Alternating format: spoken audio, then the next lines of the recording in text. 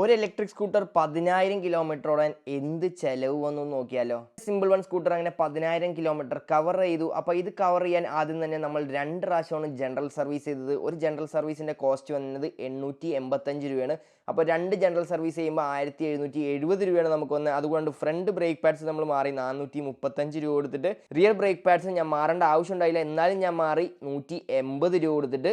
Rear tyre almost തീരാറായി, അതിൻ്റെ വില ഒരു 1500 മുതൽ 2000 രൂപ വരെ കൂട്ടാം. ഞാൻ 175 കിലോമീറ്റർ ആണ് മാക്സിമം വണ്ടിയുടെ റേഞ്ച് കാൽക്കുലേറ്റ് ചെയ്തത്. ഏകദേശം 58 ഫുൾ ചാർജ് ആണ് നമുക്ക് ചെയ്യേണ്ടി വരിക. 5 കിലോ വാട്ട് അവറിന്റെ ബാറ്ററിയാണ് സിമ്പിൾ വണ്ണ് തന്നെ. അപ്പോൾ അതൊരു ഫുൾ ചാർജ് ചെയ്യാൻ 5 യൂണിറ്റ് ആവും. അപ്പോൾ 58 ഫുൾ ചാർജ് ചെയ്യാൻ നമുക്ക് ഏകദേശം 290 യൂണിറ്റ് ആണ് ആവണത്.